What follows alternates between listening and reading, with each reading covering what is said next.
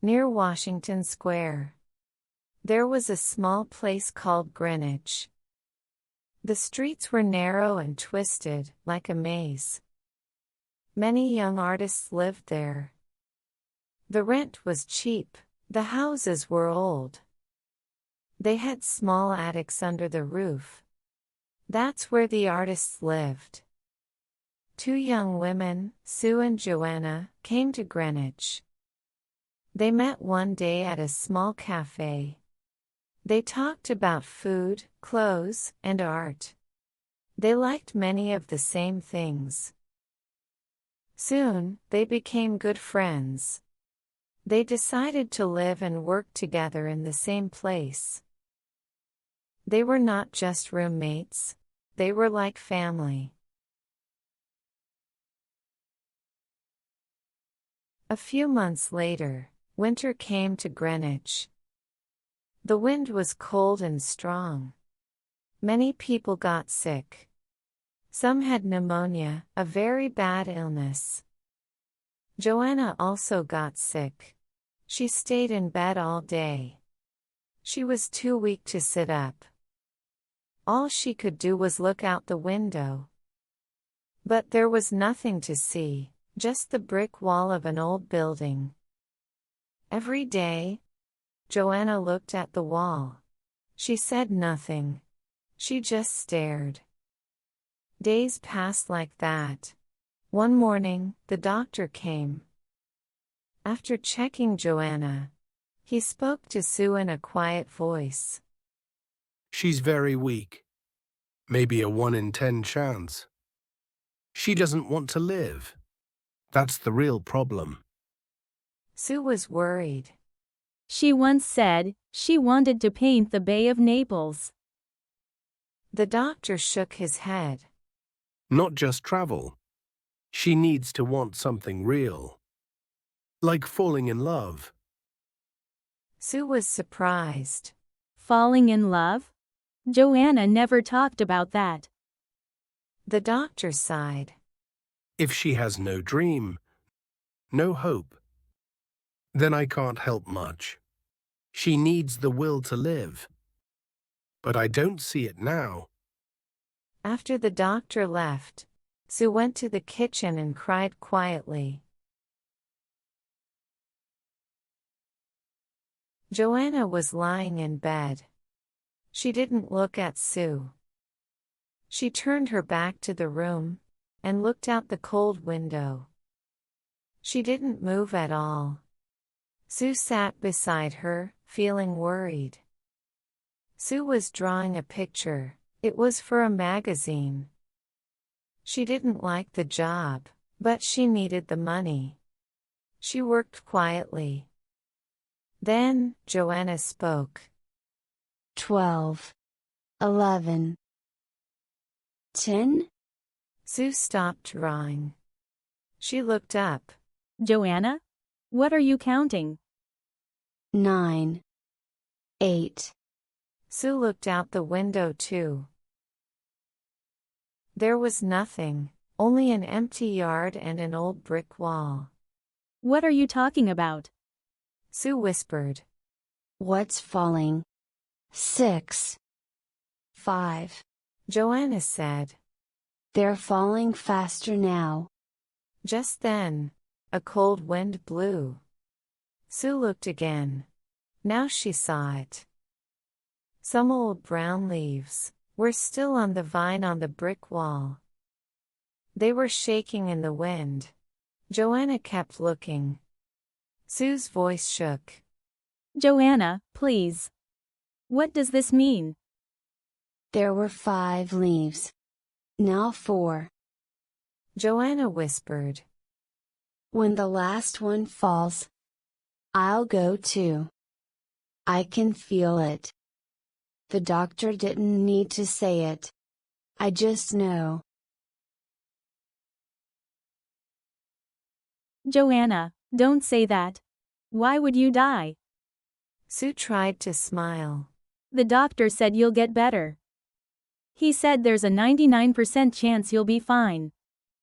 Sue put on her coat. I will get some soup for you. Then you will feel better.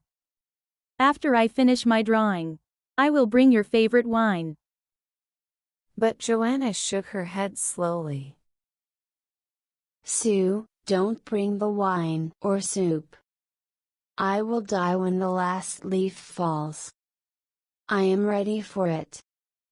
Sue felt sad inside. No, please stop looking out the window.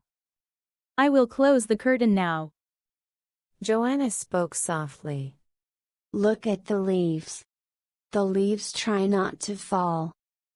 But one by one, the wind takes them away. That is life. We try our best, but we cannot stop it. We are not strong enough. In the end, we all must go. I am tired. Sue, I don't want to fight anymore.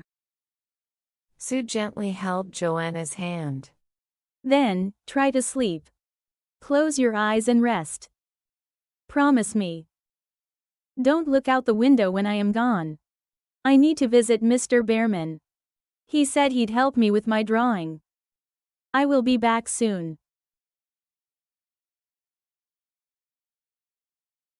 Sue walked down the stairs. Under their apartment lived Mr. Behrman. He was an old painter. He had a messy beard and a rough, scratchy voice. He had a big dream, but it never came true. He painted all his life. But he never painted the masterpiece he always dreamed of.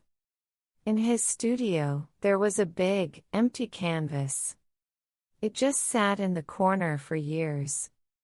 Around it were empty bottles, old cigarette butts, and the smell of paint and cheap wine. He was a stubborn old man. He looked strong. But he cared a lot about Sue and Joanna. Other people didn't believe him. But he always said, I will make a great painting one day. He still believed it. But other people did not. When Sue found him, Mr. Behrman smelled like alcohol. Sue quickly told him about Joanna. But Behrman got angry. That's nonsense.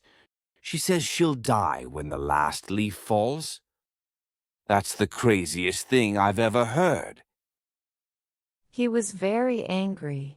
Sue, how could you let Joanna say that? You heard her. Why didn't you stop her? Sue spoke quietly. Behrman, Joanna is really sick. That's why she talks like that. Now let's go see Joanna, said Behrman. They went upstairs together. Joanna was still lying in bed. The curtain was closed. They opened it quietly and looked outside. They saw the brick wall. They looked at each other without saying a word. Their faces were full of worry. Then, they quietly closed the curtain again. That night, small snowflakes fell. The wind blew through the narrow streets, making a cold, scary sound. Joanna could not sleep. She heard the wind, and it scared her. She wanted to look outside, but she didn't open the curtain. She was afraid the last leaf was gone. She didn't want to see the empty wall. The long, hard night passed. When the morning came, Joanna spoke. Sue, please open the curtain. Let me see outside. Sue stopped for a moment. She walked quietly to the window, and slowly pulled back the curtain. Even on a cold morning, the sunlight made the world feel alive. Ah, Sue. Joanna sighed quietly. Sue, come here, please come to me. Sue didn't know what to do, but she couldn't look at the wall. Come on, Sue. Look. Joanna called. Sue walked over to her. Look. There is still a leaf hanging. How did it stay after the storm and snow? It's amazing. But wait, is that leaf really still there? Sue looked at the wall carefully. The leaf was there, even though it looked old and faded. Its colors yellow, red, and a little green moved in the wind. Sue could hardly believe it, but the leaf was really there. Please, Sue. Bring me some soup. I think I can get up now. That little leaf stayed alive, so I can live too. Please bring me some soup.